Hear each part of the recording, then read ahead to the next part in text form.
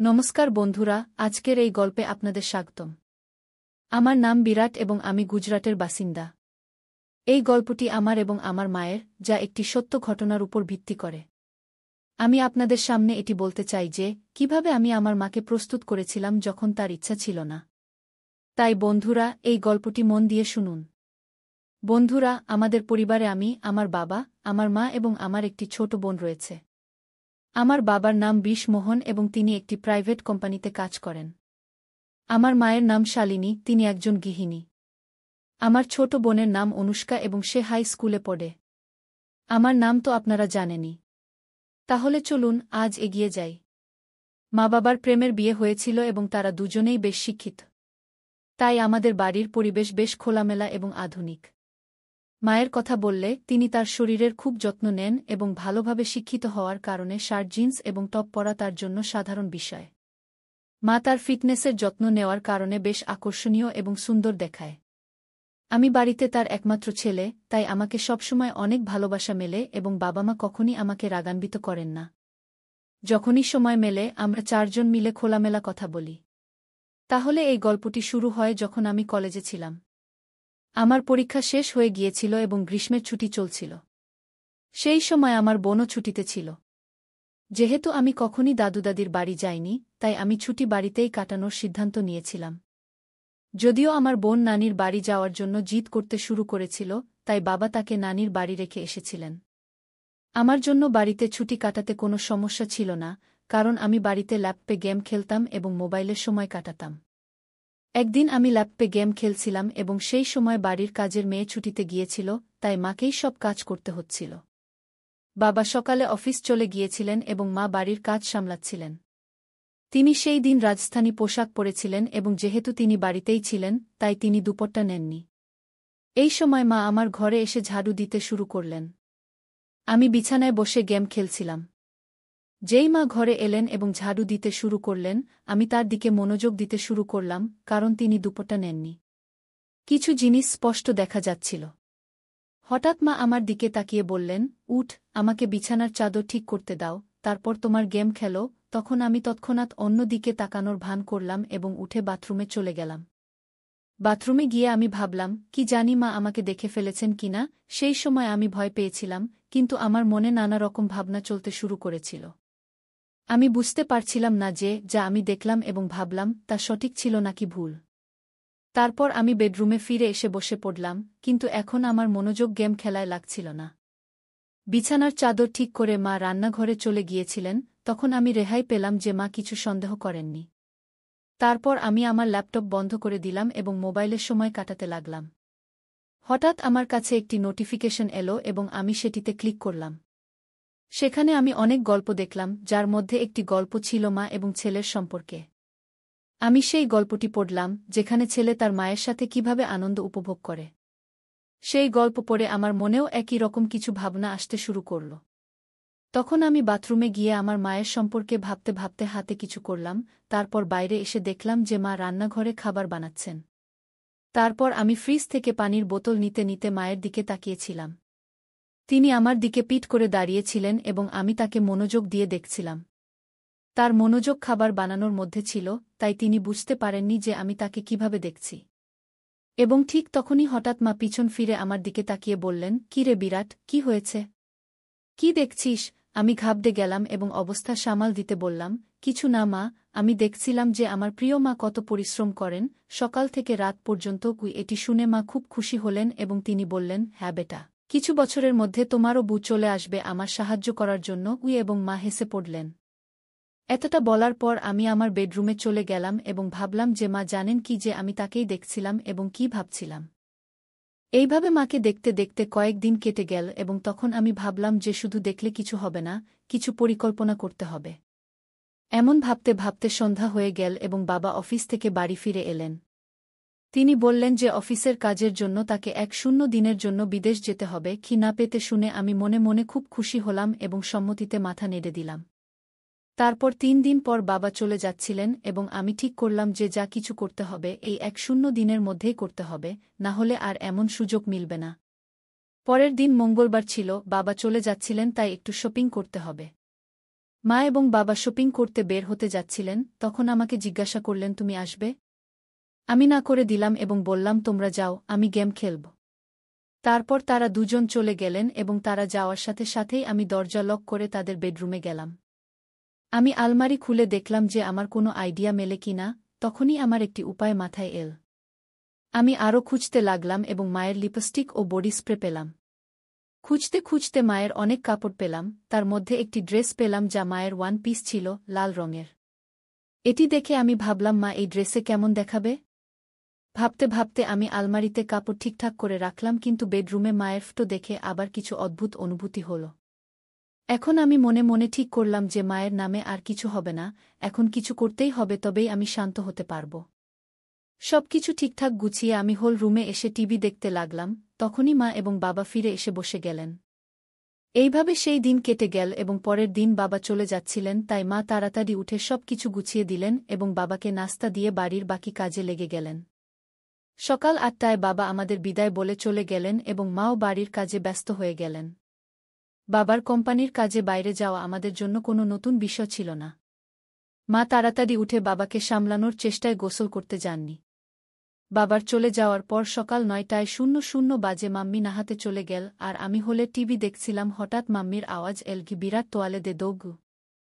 আমি বাইরেই ভুলে গিয়েছিলাম। আমি তৎক্ষণাৎ তোয়ালে নিয়ে গেলাম। মাম্মি দরজা একটু খুলল আর তোয়ালে নেওয়ার জন্য হাত বাড়াল। যখন মাম্মি তোয়ালের জন্য হাত বাড়াল তখন আমি দেখলাম মাম্মির চুল সম্পূর্ণ ভেজা ছিল, তার হাত থেকে পানি টপকাচ্ছিল আর তার মুখ ও হাতে পানির বিন্দু দেখে মাম্মি আমার কাছে অত্যন্ত সুন্দর লাগল। যখন মাম্মি হাত সামনে করল তখন সে একটু সাইডে সরে গিয়েছিল, তখন আমি তাকে একটু দেখলাম আর তার উপর পানির বিন্দু ছিল। তার হাত যেন আমাকে ভিতরে ডাকছিল, কিন্তু সে চালাক ছিল, তৎক্ষণাৎ ভিতরে সরে গেল এমন লাগছিল। আমি তৎক্ষণাৎ ভিতরে গিয়ে তাকে দাঁড়িয়ে দাঁড়িয়েই আনন্দ দেই। যাই হোক, পাপা বাড়িতে ছিল না, কিন্তু আমি নিজেকে নিয়ন্ত্রণ করলাম আর হলে এসে বসলাম। তারপর ৫ মিনিট পর মাম্মি তোয়ালে জড়িয়ে হলে এল আর টিভির পাশের শীষের সামনে দাঁড়িয়ে হেয়ার ড্রায়ার দিয়ে চুল শুকাতে লাগল। আমি আরও বেশি অস্থির হয়ে গেলাম আর তাকে পেছন থেকে দেখতে লাগলাম। যখন মাম্মি তার চুলে হাত দিয়ে হেয়ার ড্রায়ার দিয়ে চুল শুকাচ্ছিল তার জন্য এই সব নর্মাল ছিল, কিন্তু তার কি জানা ছিল পেছনে সোফায় বসে থাকা ছেলে তাকে আনন্দ দিতে পাগল হয়ে যাচ্ছে আর তাকে পেছন থেকে দেখছে। আমি মনে মনে ভাবলাম আজ থেকেই চেষ্টা করা উচিত। আর আমি সময় নষ্ট না করে বললাম, মাম্মি তুই সবসময় ৫:৫৭ ড্রেসই পরিস বাড়িতে কি? তখন মাম্মি বলল, কেন রে বেটা, এমন কি আছে, আমি যা ভাল লাগে তাই পরি, তোমার কেন মনে হয় অন্য কিছু পরা উচিত? তখন আমি বললাম, কিছু না মাম্মি, কাল যখন তুই জিন্স আর টপ পরেছিলি তখন এমনিতেই বলছিলাম কি? তখন মাম্মি বলল, অরে পাগল, বাড়িতে কে জিন্স আর টপ পরে বাইরে যেতে হলে তো পরবেই নাকি? তারপর আমি বললাম, কি এমন না মাম্মি, যখন তুই শাড়ি আর রাজস্থানী ড্রেস পরিস তখন একটু বয়স্ক লাগে তাই বললাম। তারপর মাম্মি উত্তর দিল, কি এখন যুবক বকর কি করব, যাকে ভালোবেসেছি তার সাথে বিয়ে করেছি, আর এখন তোমার মতো অলস ছেলে আর অনুষ্কার মতো সুন্দর মেয়ে আছে, আর কি চাই? এত বলেই মাম্মি জোরে হেসে উঠল আর বেডরুমে কাপড় পরতে চলে গেল। আমিও হেসে উঠলাম আর টিভি দেখতে লাগলাম। কিছুক্ষণ পর মাম্মি বাইরে এল, কাপড় বদলে দেখে আমার খুশিও হলো আর নারাজগিও হল, কারণ সে আমার কথা মানল। নারাজ এজন্য যে সে আবার সম্পূর্ণ ঢেকে গেল। মাম্মি হলে এল আর বলল, এখন কেমন লাগছে? আমি হতভম্ব হয়ে বললাম, কি বাহ, এখন তুই একদম আমার বয়সের মেয়ে লাগছিস। মাম্মি বলল, অরে বুদ্ধু, তোর আর আমার মধ্যে ১৮ বছরের পার্থক্য আছে, আর আমি কেমন করে তোমার বয়সের লাগতে পারি? এখন আমার কিছু বলতে ইচ্ছা করছিল না, কিন্তু কিছু বলতেই হলো, তাই বললাম, অরে মাম্মি, আমাদের আর তোমার বয়সের পার্থক্য আমরা জানি, কিন্তু বাইরে কে জানে? যদি আমরা দুজনে বাইরে ঘুরতে যাই তবে লোকেরা ভাববে আমরা গার্লফ্রেন্ড বয়ফ্রেন্ড। এত বলেই আমি ইচ্ছে করে থেমে গেলাম আর মাম্মির প্রতিক্রিয়া দেখতে লাগলাম। তখনই মাম্মি সময় নষ্ট না করে উৎসুক হয়ে জিজ্ঞেস করল, আচ্ছা আর কি বল না বেটা, কি এখন? আর আমি কিছু বললাম না, শুধু এতটুকু বললাম, ছেড়ে দে মাম্মি, তোমার রাগ হবে কি? তখন মাম্মি বলল, আমার কখনো তোমার উপর রাগ হয়েছে? আর তুমিও জানো আমার ছেলে কখনো ভুল করে না, তবে আমার রাগ কেন হবে? এখন দ্রুত বল, কি বলতে চেয়েছিলে কি? তখন আমি বললাম, যদি আমরা একসাথে বাইরে কোথাও ঘুরতে যাই তবে লোকেরা আমাদের গার্লফ্রেন্ড বয়ফ্রেন্ড ভাববে, কিন্তু তোমার গলা মঙ্গলসূত্র দেখে তারা আমাদের স্বামী স্ত্রীও ভাববে। কি? এ কথা শুনে মাম্মি জোরে জোরে হাসতে লাগল। তারপর মাম্মি বলল, অরে বাপরে, এত ছোট কথা জন্য আমার রাগ কেন হবে কি? আর আবার মাম্মি হাসতে লাগল। তখন আমি তাদের বললাম, হাসো না মাম্মি, কি এত?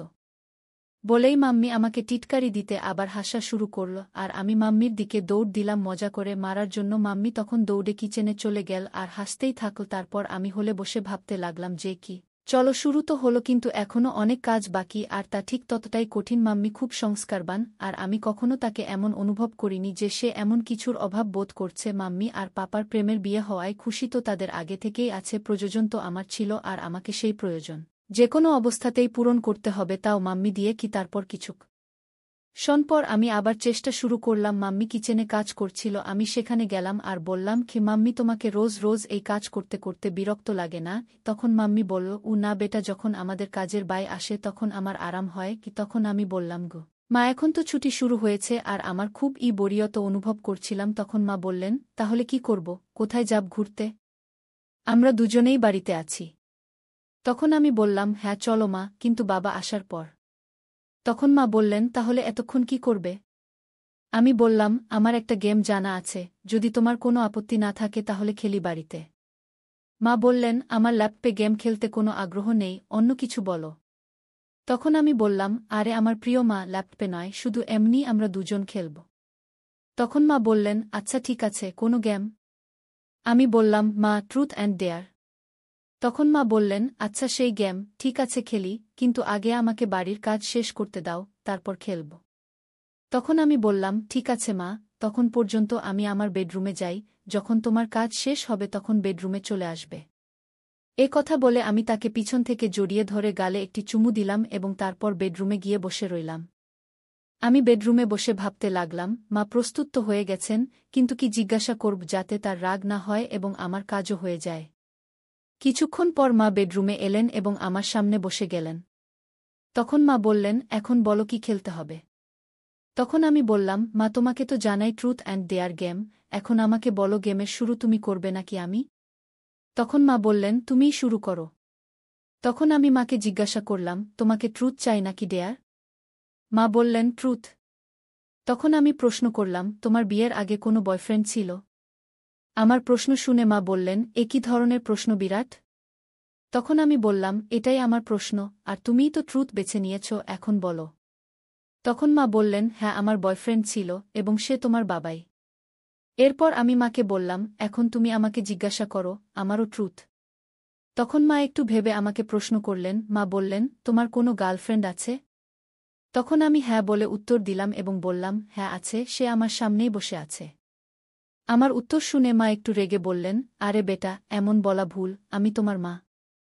শুরুতে আমার আত্মবিশ্বাস একটু কমে গেল, কারণ মায়ের এমন গেমে কোনো আগ্রহ ছিল না এবং তিনি সংস্কারমনা ছিলেন। কিন্তু আমি হার মানতে রাজি ছিলাম না। তখনই আমি বললাম, আরে মা, মজাকেই বলেছিলাম, তুমি তাড়াতাড়ি রেগে যাও কেন? তখন মা ভালোবাসার হাসি দিয়ে হেসে উঠলেন এবং মাথা নাড়লেন। এরপর আবার আমি মাকে জিজ্ঞাসা করলাম, এখন তোমাকে কি চাই, ট্রুথ নাকি ডেয়ার? তখন আবার মা ট্রুথ বললেন। তখন আমি তাকে প্রশ্ন করলাম, বিয়ের আগে তুমি কি কখনো আনন্দ নিয়েছ বা কোনো গেম খেলেছ? তখন মা রেগে বললেন, বিরাট, এটা বেশি হয়ে যাচ্ছে, আমার মনে হয় না তোমার এমন প্রশ্ন জিজ্ঞাসা করা উচিত, এখন আমাদের এখানেই রাখা উচিত। তখন আমি বললাম, আরে মা, আমরা ভালো বন্ধু, আর আমার মনে হয় না তুমি আমার কাছ থেকে কিছু লুকিয়ে রাখতে পারবে, যদি তুমি আমাকে ভালোবাসো এবং আমার উপর বিশ্বাস রাখো। তখন মা বললেন, কিন্তু বেটা, তুমি আমার ছেলে, আর এসব কথা ঠিক নয়। তখন আমি তাকে বললাম, মা, তুমি তো অনেক পড়াশোনা করেছ, তবুও তোমার এসব কথা ভুল লাগে। এগুলো সেই সব কথা যা আমাদের ফার্স্ট সায়েন্সে শেখানো হয়। তখন মা বললেন, এগুলো সায়েন্সে শেখানো হয় না বেটা। তখন আমি বললাম, না শেখানো হয়, তাহলে আমাকে এসব বিষয়ে কিছুই জানা উচিত নয়। এরপর মা বললেন, তোমার সব কিছু জানার পূর্ণ অধিকার আছে, কিন্তু মনে রেখো তুমি কাকে জিজ্ঞাসা করছ। তুমি আমাকে, অর্থাৎ তোমার মাকে এসব জিজ্ঞাসা করছ। তখন আমি বললাম, মা, তোমাকেও তো জানা আমার কোনো বন্ধু বা গার্লফ্রেন্ড নেই, তাহলে আমি কাকে জিজ্ঞাসা করব? তুমিই আছ যার সাথে আমি সব কথা বলি। তখন মা একটু খারাপ লাগল, কারণ ছোটবেলা থেকেই আমি বেশি বাইরে যাইনি এবং তাই আমার বেশি বন্ধুও ছিল না। তার বুঝতে অসুবিধা হল না যে আমি মানব না, তাই তিনি কথা বলতে রাজি হলেন। তখন মা বললেন, হ্যাঁ আমরা কয়েকবার এমন করেছি এবং একবার আনন্দ নিয়েছিলাম। তখন আমি বললাম, মা, এত ছোট কথা বলতে এত সময় নিলে? তখন মা বললেন, এখন তো খুশি হয়েছ না? আমি হার মানিনি, কারণ আমি জানতাম, যদি এখন থামি তবে আর কখনো মায়ের সাথে কথা বলতে পারব না। কোনোভাবে মাকে শান্ত করলাম এবং গেম আবার শুরু করলাম। আমি বললাম, ঠিক আছে মা, গালি সঠিক, এখন আমি করব। তখন মা বললেন, হ্যাঁ দ্রুত করো। তখন আমি মায়ের কাছে গেলাম এবং কিছুক্ষণ তাকিয়ে থাকলাম। তারপর আমি যা করা উচিত ছিল না তা করলাম। ধীরে ধীরে মাকে প্রস্তুত করে আমি মজা নেওয়া শুরু করলাম। এখনই কিছুটা নিয়েছিলাম, তখনই মা আমাকে থামানোর চেষ্টা করলেন। তখন আমি অনুভব করলাম যে আমি আমার সীমা অতিক্রম করছি। এই সময় মায়ের চোখে অসন্তোষ এবং চিন্তা স্পষ্টভাবে দেখা যাচ্ছিল। তিনি আমাকে স্নেহে বুঝিয়ে বললেন, বিরাট, এই সব কথা একটি মজাক পর্যন্ত ঠিক আছে, কিন্তু মা-ছেলের সম্পর্কের একটি মর্যাদা আছে, আমাদের তা অতিক্রম করা উচিত নয়। আমি মায়ের কথা গভীরভাবে নিলাম। আমিও বুঝতে পারলাম যে মায়ের মন কষ্ট দেওয়া ভুল ছিল। আমি মায়ের কাছে তাড়াতাড়ি ক্ষমা চাইলাম এবং প্রতিশ্রুতি দিলাম যে এখন থেকে এমন কোনো মজাক করব না যা আমাদের সম্পর্কে দূরত্ব আনবে। মা আমার ক্ষমা গ্রহণ করে আমাকে জড়িয়ে ধরে বললেন, বেটা, আমি সবসময় তোমার বন্ধু থাকব, কিন্তু আমাদের এও মনে রাখতে হবে যে আমাদের সম্পর্কের কিছু সীমা আছে। তখন আমি মাকে বললাম, হ্যাঁ মা, এখন আমি বুঝেছি, আমি আপনাকে কখনো কষ্ট দেব না। এরপর আমরা দুজনেই হেসে আবার সাধারণ কথোপকথন শুরু করলাম। এখন মা আমাকে আমার বন্ধুদের সাথে বেশি সময় কাটানোর পরামর্শ দিলেন এবং বললেন যে জীবনে সম্পর্কের মর্যাদা এবং সম্মান বজায় রাখা অত্যন্ত গুরুত্বপূর্ণ। এই কথোপকথন আমাকে শিখিয়েছে যে মজাকেরও একটি সীমা আছে এবং সম্পর্কে পারস্পরিক বোঝাপড়া এবং সম্মান থাকা উচিত। শেষে আমরা দুজনেই একে অপরের সাথে হেসে খেলা শেষ করলাম এবং এই প্রতিশ্রুতি দিলাম যে আমাদের মধ্যে বন্ধুত্ব এবং ভালোবাসা সবসময় থাকবে, কিন্তু সম্পর্কের মর্যাদা কখনো ভুলব না। তাই বন্ধুরা, এটা ছিল আমাদের আজকের ছোট্ট গল্প। আপনি এই গল্পটি কেমন লাগলো কমেন্ট করে অবশ্যই জানাবেন। যদি গল্পটি পছন্দ হয়ে থাকে তবে লাইক করুন এবং আপনার বন্ধুদের সাথে শেয়ার করুন। এগিয়ে এমনই রোমাঞ্চকর গল্পের জন্য আমাদের চ্যানেল সাবস্ক্রাইব করুন এবং বেল আইকন টিপতে ভুলবেন না, যাতে আপনি আমাদের কোনো গল্প মিস না করেন। ধন্যবাদ।